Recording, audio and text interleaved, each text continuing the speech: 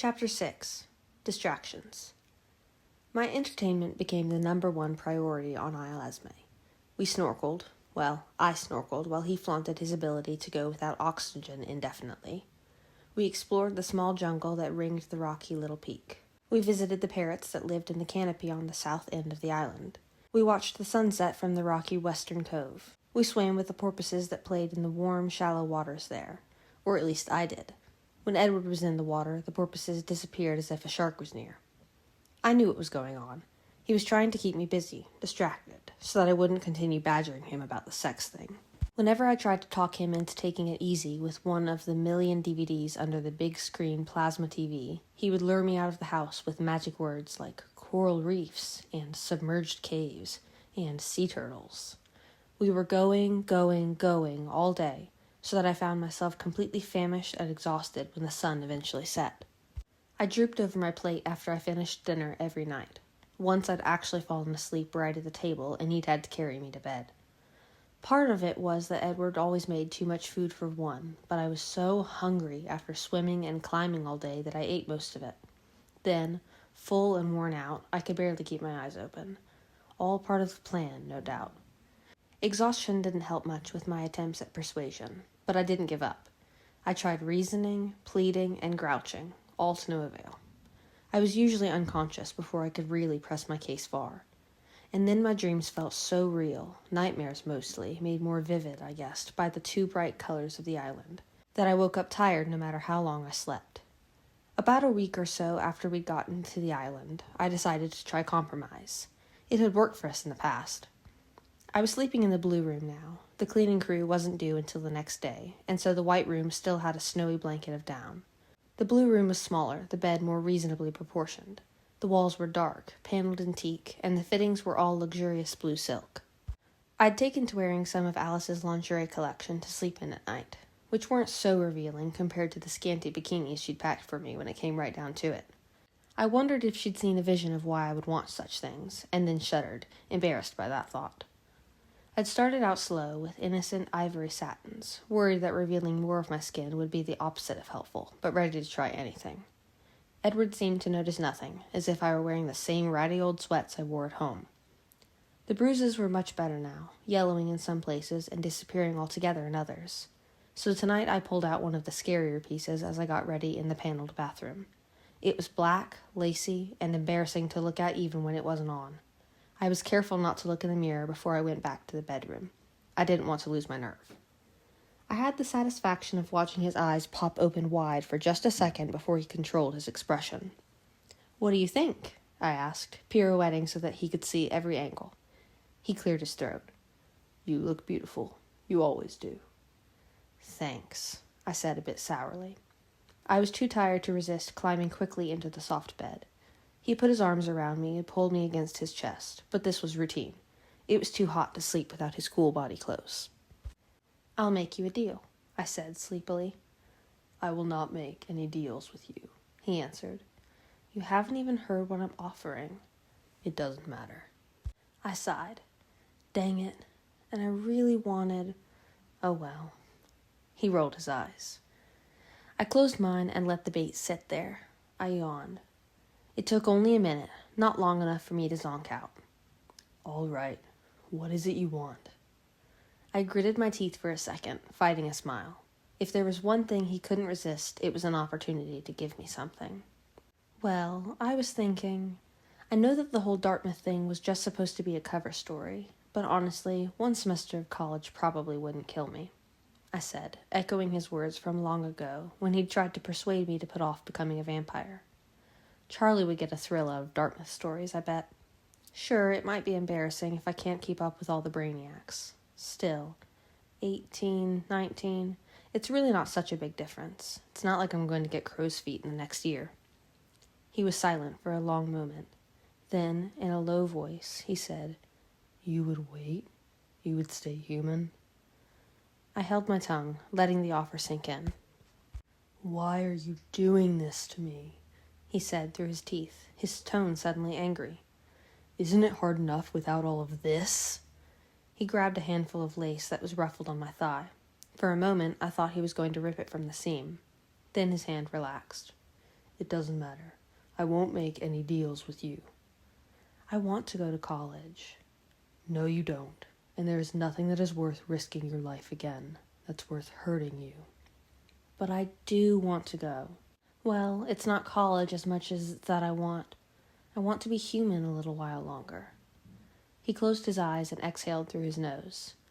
You are making me insane, Bella. Haven't we had this argument 1,000,000 times, you always begging to be a vampire without delay? Yes, but... Well, I have a reason to be human that I didn't have before. What's that? Guess, I said, and I dragged myself off the pillows to kiss him. He kissed me back, but not in a way that made me think I was winning. It was more like he was being careful not to hurt my feelings. He was completely, maddeningly in control of himself. Gently, he pulled me away after a moment and cradled me against his chest. You are so human, Bella. Ruled by your hormones, he chuckled. That's the whole point, Edward. I like this part of being human. I don't want to give it up yet. I don't want to wait through years of being a blood-crazed newborn for some part of this to come back to me. I yawned, and he smiled. You're tired. Sleep, love. He started humming the lullaby he'd composed for me when we first met. I wonder why I'm so tired, I muttered sarcastically. That couldn't be part of your scheme or anything. He just chuckled once and went back to humming. For as tired as I've been, you'd think I'd sleep better. The song broke off. You've been sleeping like the dead, Bella. You haven't said a word in your sleep since we got here. If it weren't for the snoring, I'd worry you were slipping into a coma. I ignored the snoring jibe. I didn't snore. I haven't been tossing? That's weird. Usually I'm all over the bed when I'm having nightmares. And shouting. You've been having nightmares? Vivid ones. They make me so tired. I yawned. I can't believe I haven't been babbling about them all night. What are they about? Different things, but the same, because of the colors. Colors? It's all so bright and real. Usually when I'm dreaming, I know that I am. With these, I don't know I'm asleep. It makes them scarier. He sounded disturbed when he spoke again. What is frightening you? I shuddered slightly. Mostly... I hesitated. Mostly? He prompted. I wasn't sure why, but I didn't want to tell him about the child in my recurring nightmare. There was something private about that particular horror. So, instead of giving him the full description, I gave him just one element, certainly enough to frighten me or anyone else. The Volturi, I whispered. He hugged me tighter. They aren't going to bother us anymore. You'll be immortal soon, and they'll have no reason. I let him comfort me, feeling a little guilty that he'd misunderstood. The nightmares weren't like that, exactly. It wasn't that I was afraid for myself. I was afraid for the boy. He wasn't the same boy as the first dream, the vampire child with the blood-red eyes who sat on a pile of dead people I loved. This boy I'd dreamed of 4 times in the last week was definitely human. His cheeks were flushed and his wide eyes were a soft green. But just like the other child, he shook with fear and desperation as the Volturi closed in on us. In this dream that was both new and old, I simply had to protect the unknown child. There was no other option. At the same time, I knew that I would fail. He saw the desolation on my face. What can I do to help? I shook it off. They're just dreams, Edward. Do you want me to sing to you? I'll sing all night if it will keep the bad dreams away. They're not all bad. Some are nice. So colorful. Underwater with the fish and the coral. It all seems like it's really happening. I don't know that I'm dreaming. Maybe this island is the problem. It's really bright here. Do you want to go home? No, not yet. Can't we stay a while longer? We can stay as long as you want, Bella, he promised me. When does the semester start? I wasn't paying attention before. He sighed. He may have started humming again, too, but I was under before I could be sure. Later, when I awoke in the dark, it was with shock. The dream had been so very real, so vivid, so sensory. I gasped aloud, now, disoriented by the dark room. Only a second ago, it seemed, I had been under the brilliant sun. Bella? Edward whispered, his arms tight around me, shaking me gently. Are you all right, sweetheart? Oh, I gasped again. Just a dream, not real.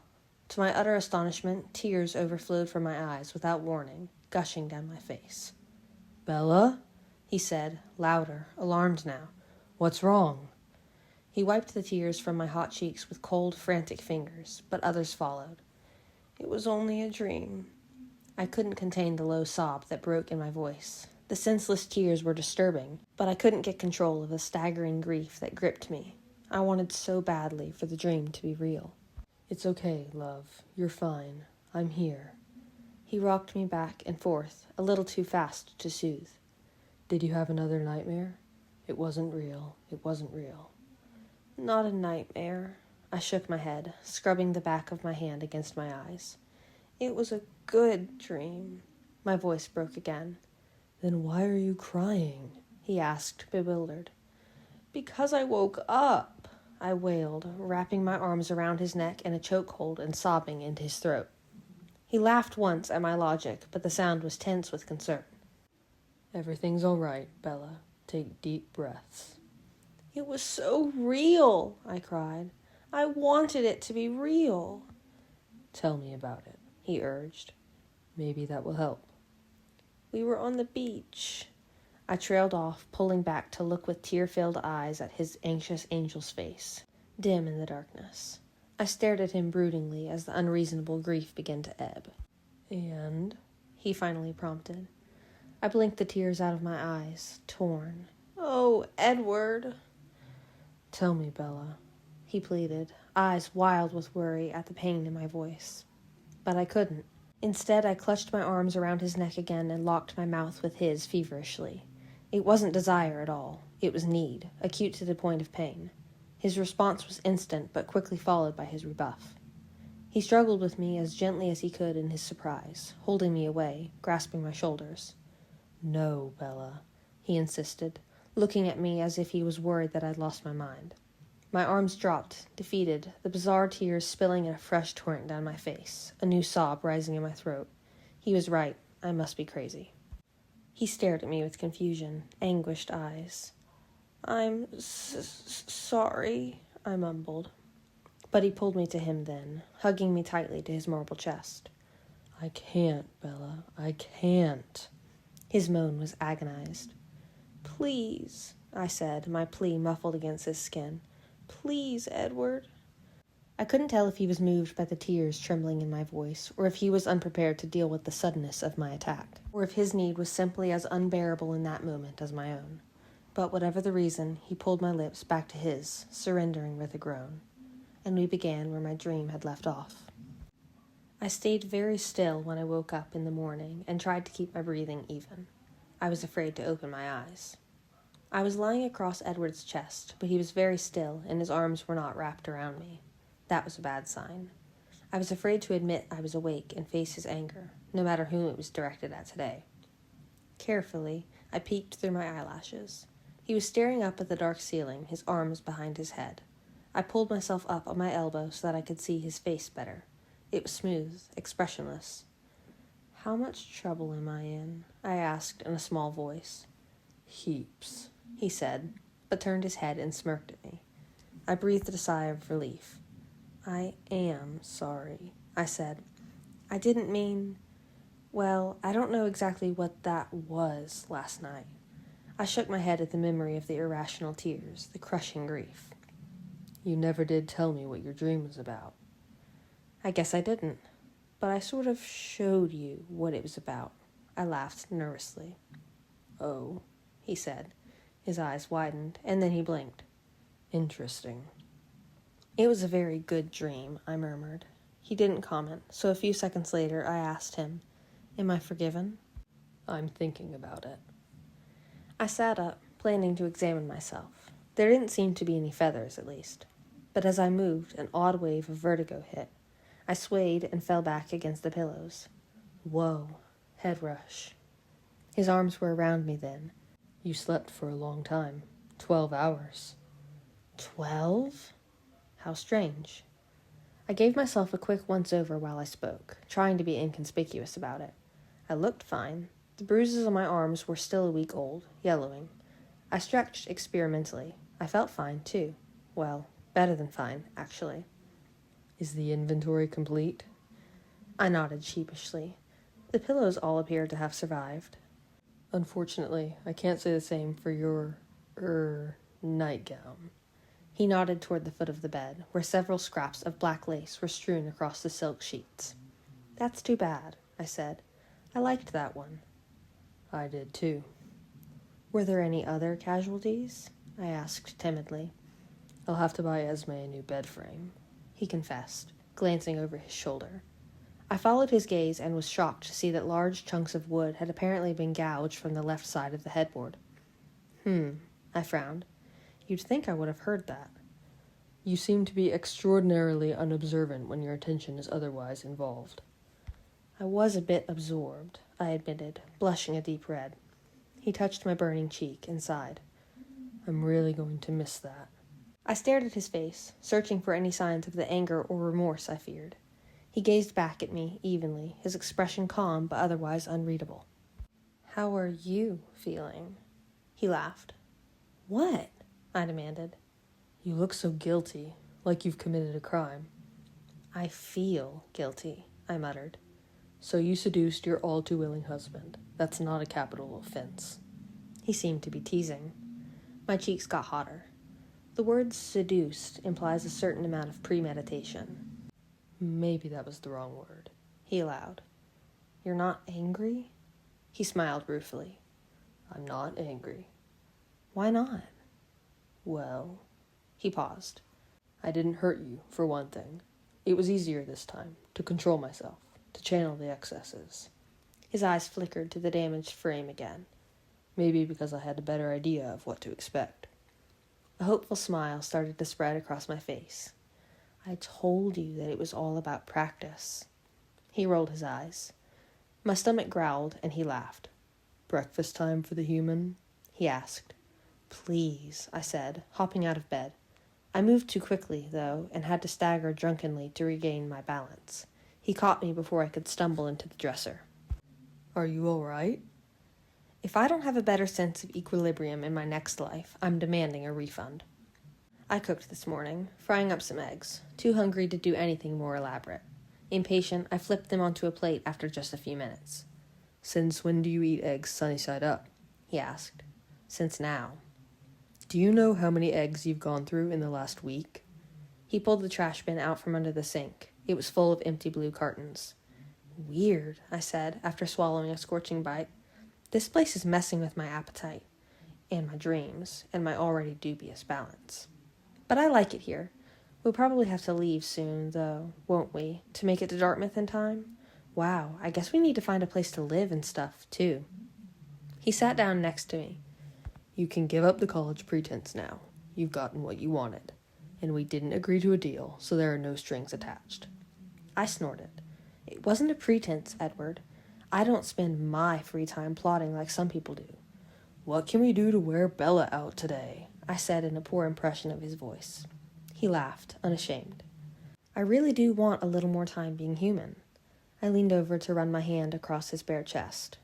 I have not had enough. He gave me a dubious look. For this? He asked, catching my hand as it moved down his stomach. Sex was the key all along? He rolled his eyes. Why didn't I think of that? He muttered sarcastically. Could have saved myself a lot of arguments. I laughed. Yeah, probably. You are so human, he said again. I know. A hint of a smile pulled at his lips. We're going to Dartmouth? Really? I'll probably fail out in one semester. I'll tutor you. The smile was wide now. You're going to love college. Do you think we can find an apartment this late? He grimaced, looking guilty. Well, we sort of already have a house there. You know, just in case. You bought a house? Real estate is a good investment. I raised one eyebrow and then let it go. So we're ready then. I'll have to see if we can keep your before car for a little longer. Yes, heaven forbid I not be protected from tanks. He grinned. How much longer can we stay? I asked. We're fine on time. A few more weeks, if you want. And then we can visit Charlie before we go to New Hampshire. We could spend Christmas with Renee. His words painted a very happy immediate future, one free of pain for everyone involved. The Jacob drawer, all but forgotten, rattled, and I amended the thought. For almost everyone. This wasn't getting any easier. Now that I'd discovered exactly how good being human could be, it was tempting to let my plans drift. 18 or 19, 19 or 20. Did it really matter? I wouldn't change so much in a year. And being human with Edward, the choice got trickier every day. A few weeks, I agreed. And then, because there never seemed to be enough time, I added, "So, I was thinking, you know what I was saying about practice before?" He laughed. "Can you hold on to that thought? I hear a boat. The cleaning crew must be here." He wanted me to hold on to that thought. So did that mean he was not going to give me any more trouble about practicing? I smiled. "Let me explain the mess in the White Room to Gustavo, and then we can go out. There's a place in the jungle on the south." "I don't want to go out. I am not hiking all over the island today. I want to stay here and watch a movie."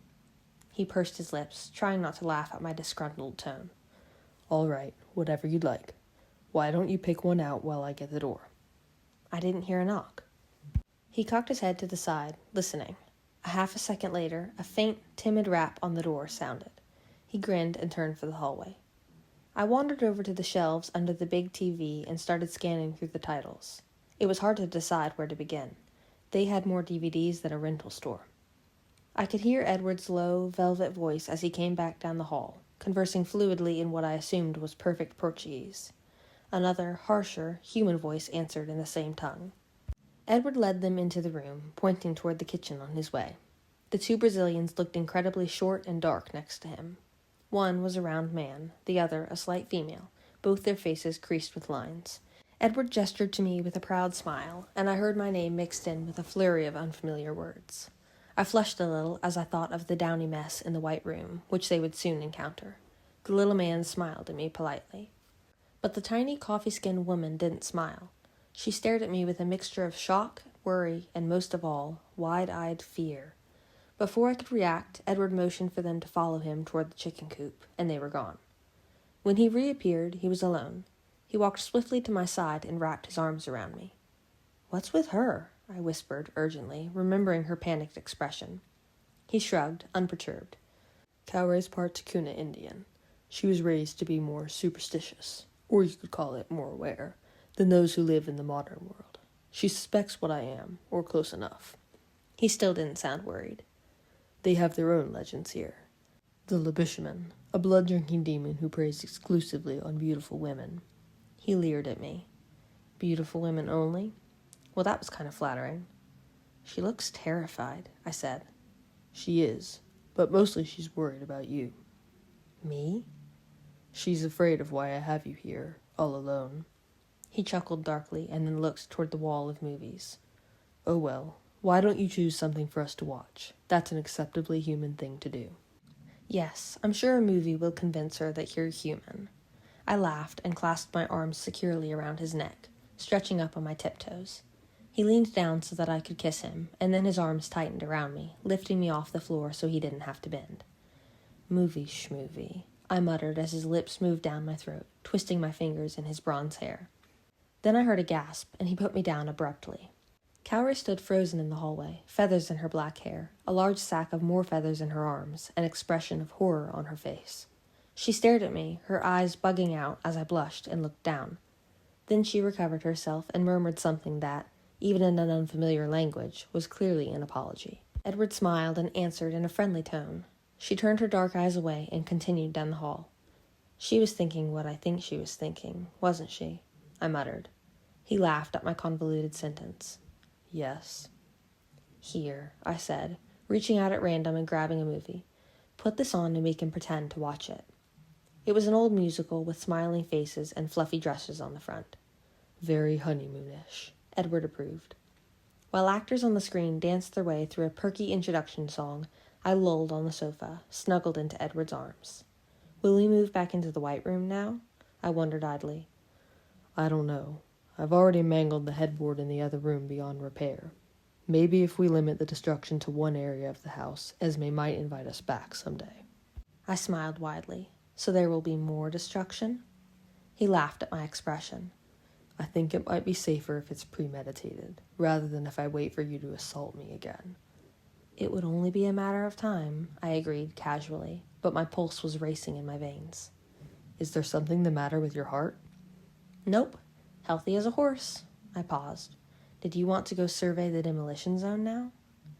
Maybe it would be more polite to wait until we're alone.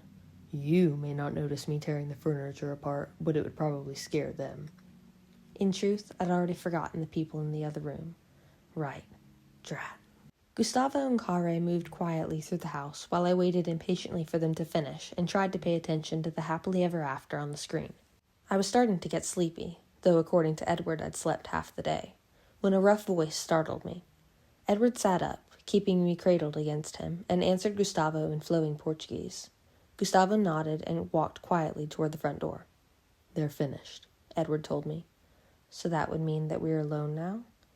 How about lunch first? He suggested. I bit my lip, torn by the dilemma. I was pretty hungry. With a smile, he took my hand and led me to the kitchen. He knew my face so well, it didn't matter that he couldn't read my mind. This is getting out of hand, I complained when I finally felt full. Do you want to swim with the dolphins this afternoon? Burn off the calories? He asked. Maybe later. I had another idea for burning calories. And what was that? Well, there's an awful lot of headboard left. But I didn't finish. He'd already swept me up into his arms, and his lips silenced mine as he carried me with inhuman speed to the blue room.